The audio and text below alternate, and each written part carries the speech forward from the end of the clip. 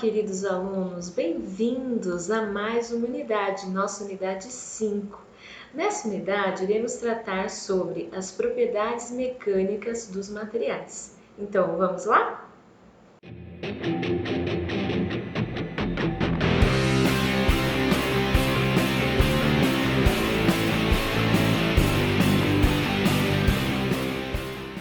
Assim como fizemos nas outras unidades, vamos imaginar um sólido. Um sólido que tenha sofrido um processo de deformação e ainda esteja contínuo. Nós vimos também nas outras unidades que existem esforços internos, que são resultantes das tensões. Estes mantêm a coesão entre as partes, impedindo-as de rupturas internas.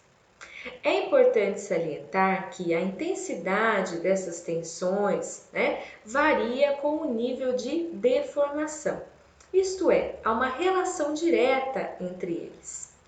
Entretanto, esta relação deve envolver necessariamente as propriedades do material que constitui o corpo.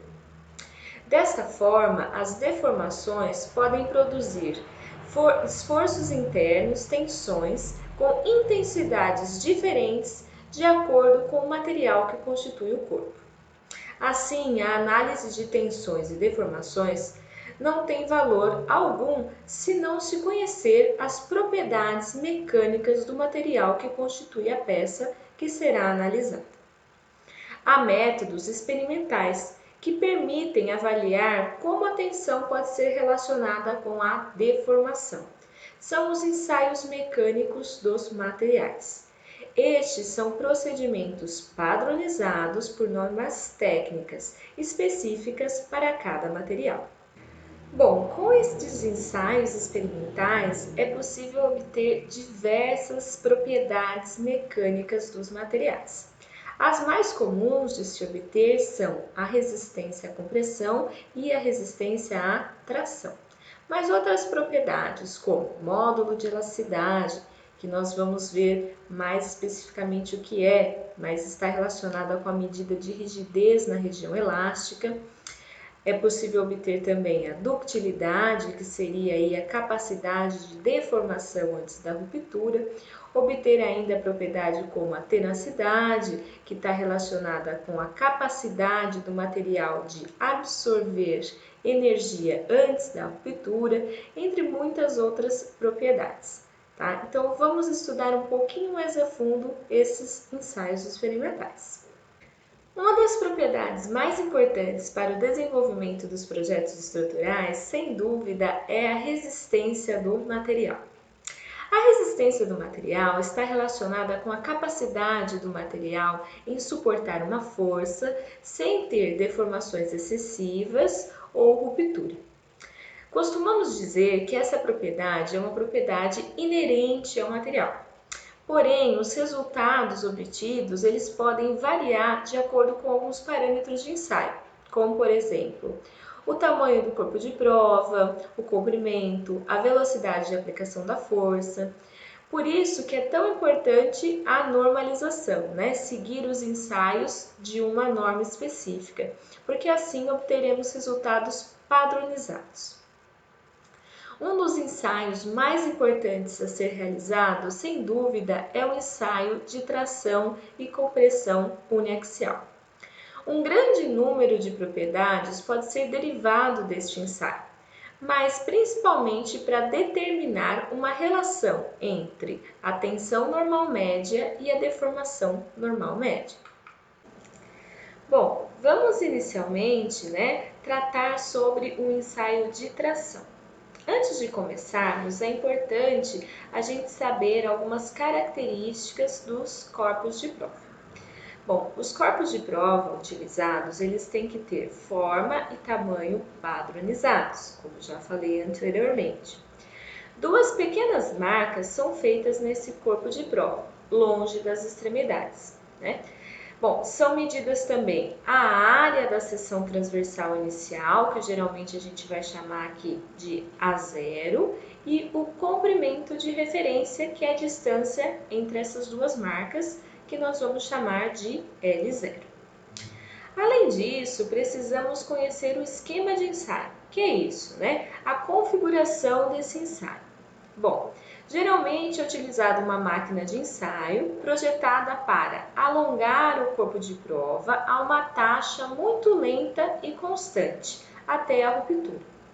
Os valores da força aplicada são lidos e gravados pela máquina em intervalos de tempo frequentes.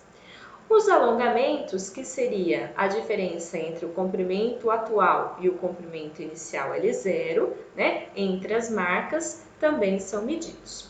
Vamos estudar mais especificamente o caso do ensaio para chapas de aço, assim vai ficar um pouco mais fácil da gente visualizar. Com relação a este ensaio, né, as dimensões do corpo de prova estão indicadas na figura aqui ao lado. Podemos ver, então, que o corpo de prova tem um formato parecido com o osso de um cachorro e há um espessamento da seção transversal nas extremidades, né, com a finalidade de evitar a ruptura localizada nessa região. Né? Nós queremos garantir que a ruptura ocorra no meio do vão. O corpo de prova é então posicionado em uma máquina de ensaio que possui duas garras que irão alongar o corpo de prova. Também está indicado aqui na figura. Essa máquina tem um controle do deslocamento aplicado no corpo de prova. E a partir disso, uma célula de carga é capaz de fazer o registro das forças. A medida dos deslocamentos é feita por um equipamento posicionado ali no centro do corpo de prova. A gente chama esse equipamento aí de clip gauge. Esse procedimento é feito até que ocorra a ruptura do material. Vale salientar que os resultados obtidos, então, o registro tanto de força como de deslocamentos, nunca serão iguais para todos os exemplares, para todos os corpos de prova que se pegue de um mesmo material. Isso ocorre devido a variações na composição, imperfeições microscópicas, né, no próprio processo de fabricação. Portanto, sempre que vai fazer a caracterização de um material, nós utilizamos vários corpos de prova, né? Na maior parte das vezes uma quantidade padronizada e se trabalha com valor médio ou com valor que tem grande probabilidade de ser atingido pelos demais corpos de prova. Então, neste ensaio, a gente vai obter os resultados de força e deslocamento. Então, esses valores são registrados. A partir deles, a gente pode construir um gráfico, uma representação gráfica dos resultados. Com os resultados, né, com os dados obtidos do ensaio de tração ou compressão, pode-se calcular os valores de tensão e deformação correspondentes no corpo de prova e depois construir um gráfico com os resultados. Neste gráfico, onde a tensão é colocada na ordenada e a deformação é colocada nas abscissas, né, como indicado aqui, nós vamos ter o que chamamos de diagrama de tensão-deformação. Esse diagrama é muito importante na engenharia, pois permite obter dados sobre a resistência à tração ou à compressão, dependendo do ensaio do material, sem considerar o tamanho ou o formato físico deste material, isto é, sua geometria. A figura apresentada aqui representa um diagrama tensão-deformação típico para o aço. Bom, como a gente faz para obter os valores de tensão e deformação? Vamos considerar inicialmente, né, os valores que a gente chama de tensão convencional ou de engenharia e deformação convencional ou de engenharia. Para obter esses valores, está indicado aqui nas equações como nós podemos proceder. Então, a tensão convencional, né, que chamamos de sigma, ela é dada pela variação, então, ΔF, né, variação da força, dividido pela área inicial da seção transversal, o A0. A deformação convencional, ela é dada, então, pela variação do comprimento, dividido pelo comprimento inicial. Bom, então aqui está mostrado para vocês no gráfico a curva convencional. Na curva tensão-deformação do aço, podemos encontrar 4 modos diferentes de comportamento, dependendo do nível de deformação imposto ao material. Então, eu dividi aqui na figura, em algumas fases para a gente conseguir entender isso melhor. A primeira fase corresponde a um comportamento chamado elástico e linear. Assim, no trecho de 0 até o ponto A, temos o comportamento linear do material, que é caracterizado quando a tensão é diretamente proporcional à deformação e a representação gráfica corresponde a uma reta, ou seja, linear, né? É possível obter o coeficiente que relaciona a tensão e a deformação, que é o coeficiente angular dessa reta. A tensão σLP significa tensão limite de proporcionalidade, isto é, limite de tensão até o qual existe essa relação linear entre tensão e deformação. Nesse trecho, há também um comportamento elástico do material. O comportamento elástico caracteriza-se quando o corpo de prova, ao ser descarregado, isto é, quando a carga é gradualmente diminuída até o zero, recupera todas as deformações sofridas durante o carregamento, retornando à sua forma original. Em outras palavras, a deformação da barra volta a ser zero. Este processo de carregar e descarregar o material pode ser repetido para sucessivos valores, cada vez mais altos. Em certo momento, vamos atingir um valor que fará com que a deformação não volte a ser zero ao ser retirado o carregamento da barra. Assim, pode-se determinar a tensão que representa o limite superior da região elástica, chamado limite elástico.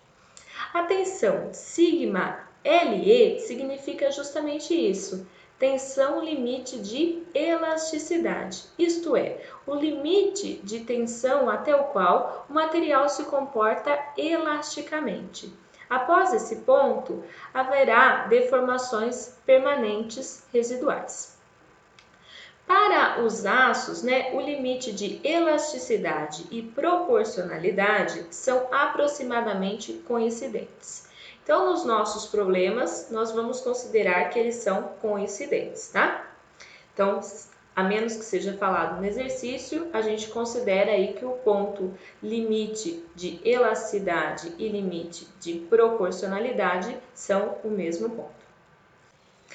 Bom, então vamos aí para a segunda fase. A segunda fase eu chamei de escoamento e está aqui indicada de azul na figura.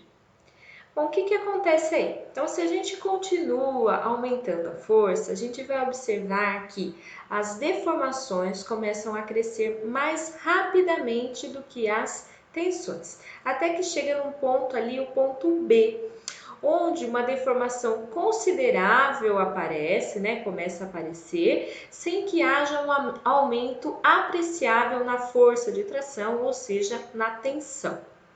Esse fenômeno é conhecido então como escoamento do material, e a tensão no ponto B é denominada tensão de escoamento, ou às vezes chamada também de ponto de escoamento. Uma vez atingido esse limite de escoamento, o corpo de prova vai continuar a se alongar, ou seja, deformar-se, sem que haja necessidade de aumento de força. Então, nessa região que eu indiquei aí, a região BC, disse que o material se tornou plástico e a barra pode realmente se deformar plasticamente da ordem de 10 a 15 vezes o alongamento ocorrido até o limite de proporcionalidade. Então, parte da deformação que é ocorrida agora é uma deformação plástica, é uma deformação permanente que ela vai continuar mesmo depois de retirada a força aplicada. Bom, indiquei na figura uma terceira fase, que é a fase do endurecimento por deformação. Vamos entender o que significa isso que eu escrevi. Então, ali no ponto C, o material começa a oferecer resistência adicional ao aumento de força. devido a uma mudança na microestrutura interna do aço. Chamamos isso então de endurecimento por deformação. Vocês podem escutar também a palavra encruamento, tá? Teria o mesmo significado. Então, nesse ponto, pode-se aplicar uma força adicional ao corpo de prova, o que resulta em uma curva crescente, mas ela vai se tornando mais achatada até atingir uma tensão denominada limite de resistência ou tensão máxima, indicada aí no ponto D. Bom, a última fase que eu coloquei aí, eu chamei de estricção. Vamos entender o que significa isso. Então, vamos continuar a nossa análise aí dos pontos da curva. Até o ponto D, a maior deformação é acompanhada por uma redução da força, ocorrendo finalmente a ruptura do corpo de prova no ponto E do diagrama, né? Para uma tensão denominada aí tensão de ruptura. Após atingir o limite de resistência, a área da seção transversal começa a diminuir em uma região localizada do corpo de prova, em vez de uma diminuição no corpo de prova como um todo. Se vocês virem aqui na última figura, dá para ver essa diminuição localizada. Esse fenômeno, é provocado por planos de deslizamento formados no interior do corpo. E as deformações produzidas são provocadas por tensões de cisalhamento. Como resultado, ocorre esse estrangulamento, também chamado de estricção na barra. Por isso que eu nomeei essa fase de estricção, Bom, como a área da seção transversal nessa região está decrescendo continuamente, a área menor pode suportar, consequentemente, a uma força decrescente. Portanto, o diagrama tende a se curvar para baixo, até que ocorra a ruptura do corpo de prova. Isso aqui nós estamos pensando na curva convencional. Como vimos, durante o alongamento da barra, há uma contração lateral, que resulta na diminuição da área da seção transversal. Isso não tem um efeito significativo no diagrama tensão-deformação até o ponto C. Porém, desse ponto em diante, pode afetar o cálculo das tensões, pois ocorre essa estricção, essa diminuição localizada da seção transversal. No caso da gente considerar no cálculo das tensões, então a gente considerar essa seção reduzida, a gente obtém uma curva, um diagrama real que segue agora a linha C e' da figura. A força total diminui depois de atingir a tensão máxima, linha ED. Porém, tal diminuição decorre da redução da área e não por perda de resistência do material. Este resiste realmente a um acréscimo de tensão até o ponto de ruptura. Então, está indicada aí na figura todas essas fases, tanto a curva convencional quanto a curva real. Bom, e se a gente quiser obter o diagrama tensão-deformação real, o que a gente precisa? A gente precisa calcular a tensão real e a deformação real. A tensão real é determinada pela divisão da força aplicada pela área real da seção transversal do corpo de prova, no instante em que essa força é medida. Bom, porém, na maioria dos projetos de engenharia, a gente acaba utilizando o diagrama convencional, porque os projetos de engenharia ficam dentro da fase elástica, pois a distorção do material não é severa nesta faixa. Bom, temos dessa forma, comparando o diagrama tensão-deformação convencional com o diagrama tensão-deformação real, um erro associado, na ordem de 0,1%, comparando-se com os valores reais. Por isso, na maior parte das vezes, o diagrama tensão-deformação convencional é utilizado. Então, indicando aqui na figura ao lado, né, eu tenho como obter a tensão e deformação real. Então, veja, a gente tem que ir variando o valor da área associada à força aplicada. Então, dá um pouco mais de trabalho. Nessa figura agora, eu estou mostrando para vocês um diagrama tensão-deformação que eu obtive experimentalmente para uma barra de aço, né, de diâmetro 10 milímetros. Né? Então, como vocês podem ver, ele tem mais ou menos aquela cara que a gente estava conversando, né, de um diagrama típico do aço. Então, a gente pode ver uma fase linear, uma fase onde eu tenho o escoamento e um encruamento positivo. Bom, os materiais, né, de acordo com o comportamento observado nesses diagramas tensão-deformação, eles podem ser, né, caracterizados em materiais dúcteis ou frágeis. Vamos entender um pouquinho o que significa isso. Os materiais dúcteis, né, são materiais que possuem grande capacidade de deformação antes da ruptura. Né? Estes materiais são mais utilizados em projetos estruturais, pois são capazes de absorver energia ou choque e, quando sobrecarregados, dão sinais, ou seja, eles apresentam grandes deformações antes de ocorrer a falha, de ocorrer a ruptura. Em muitos materiais dúcteis, o início de escoamento não é caracterizado por uma parte horizontal da curva tensão-deformação. Ele não é tão bem definido o ponto de escoamento como nós vimos no diagrama típico. Bom, isso ocorre, por exemplo, no material alumínio.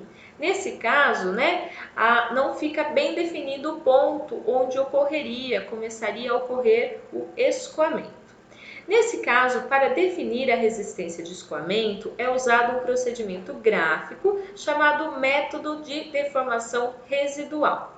Então, se escolhe uma deformação, no caso aí 0,2%, e esse ponto é desenhado uma reta paralela à reta inicial do diagrama tensão-deformação.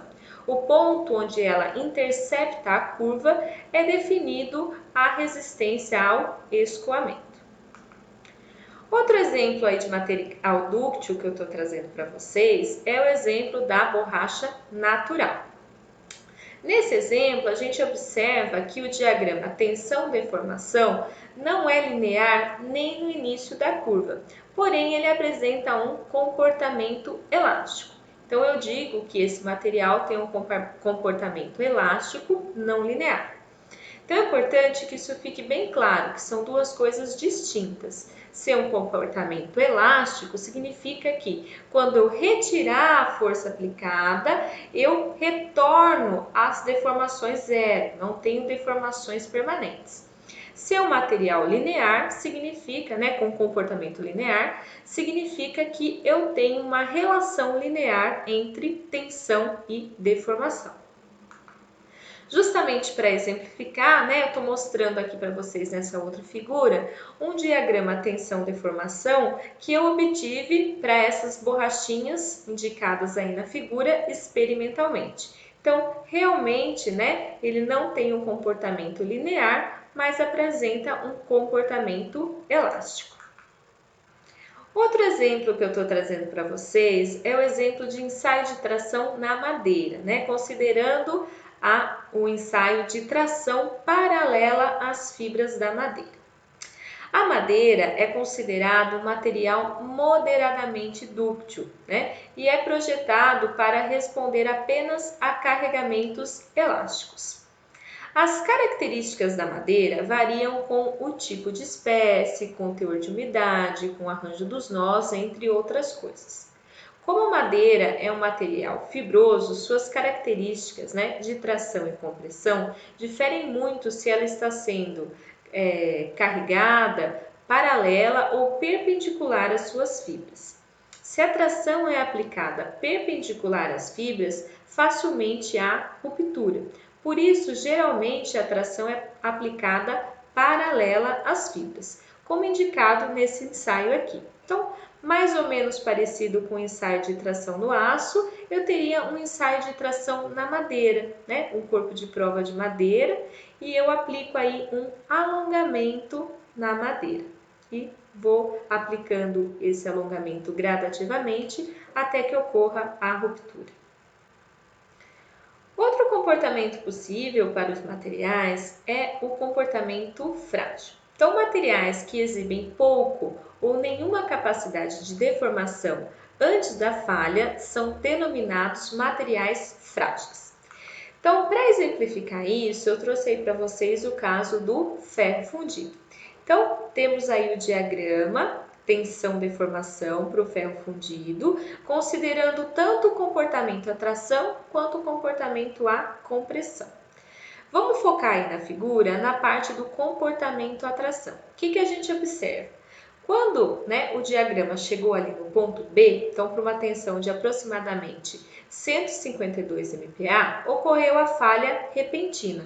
A gente não observa, uma deformação considerável antes de ocorrer a falha.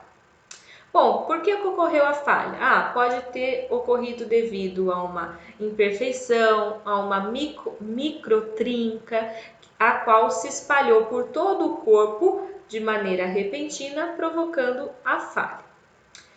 Uma outra característica dos materiais frágeis, é que, em comparação com seu comportamento à tração, eles apresentam uma resistência axial à compressão muito maior, como indicado nessa figura.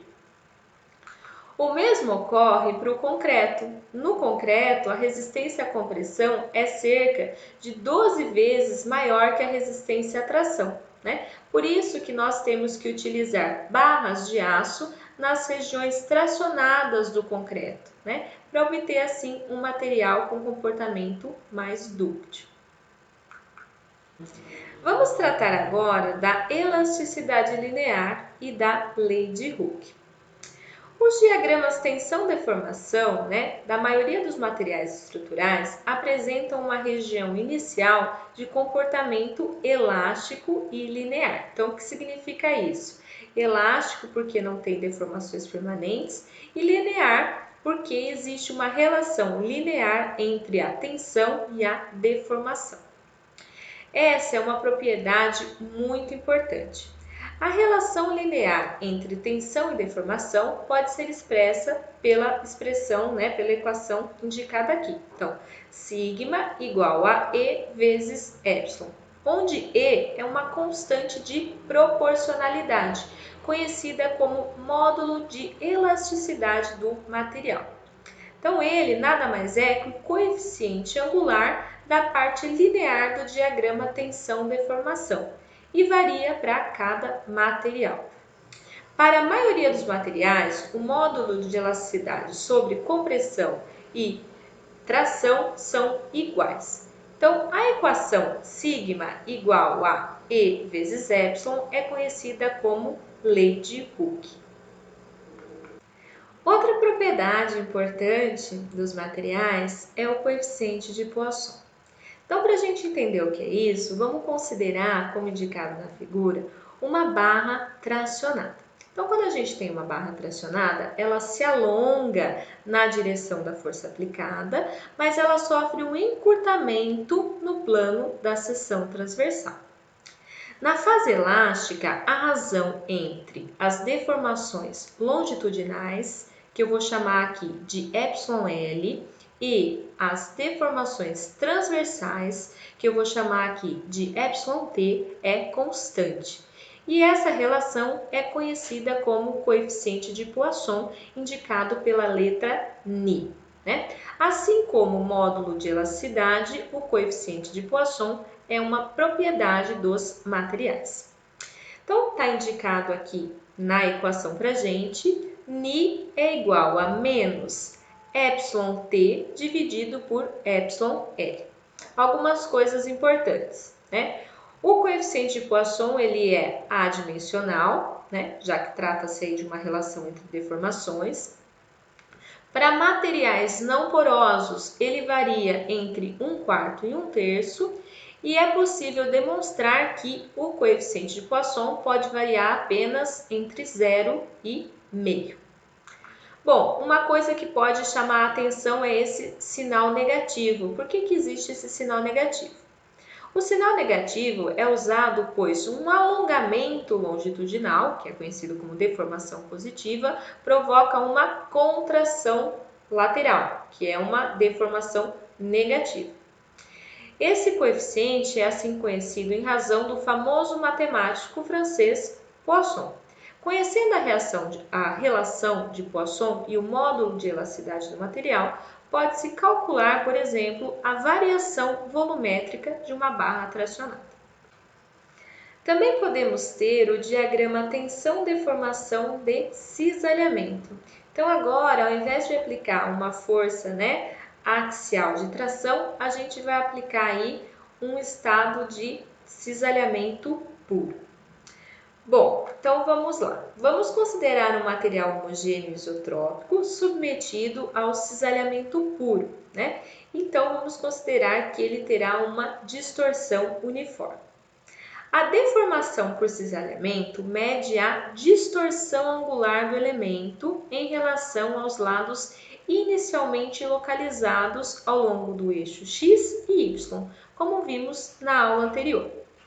O comportamento de um material submetido ao cisalhamento puro pode ser estudado, então, experimentalmente por meio de corpos de prova com formato de tubos cilíndricos finos submetidos a uma carga, uma força de torção. A faixa de comportamento elástico também segue a lei de Hooke para o cisalhamento. Só que nesse caso, o módulo de cisalhamento transversal G vai ser a relação aí de proporcionalidade entre a tensão e a deformação angular. Um último item aí para a gente conversar, é com relação aos materiais isótropos e anisotrópicos. Os materiais isótropos, como por exemplo os metais, eles possuem módulo de elasticidade transversal e coeficiente de Poisson constante para todas as direções. Já os materiais anisotrópicos, como por exemplo a madeira, possuem então módulo de elasticidade transversal e coeficiente de Poisson diferente para cada uma das direções consideradas. Bom, depois de tudo isso, depois dessa breve explicação sobre o comportamento dos materiais, vamos fazer um exercício para tentar obter então o módulo de elasticidade a partir de um ensaio experimental. Vamos lá. O exemplo 1 tem o seguinte enunciado. Um cilindro de concreto com 150 mm de diâmetro e 300 mm de comprimento é testado na compressão. Os resultados de força e deslocamentos obtidos são apresentados na tabela abaixo. Desenhar o diagrama tensão versus deformação e calcular o módulo de elasticidade na compressão deste corpo de prova. Então, este é o exercício que iremos resolver.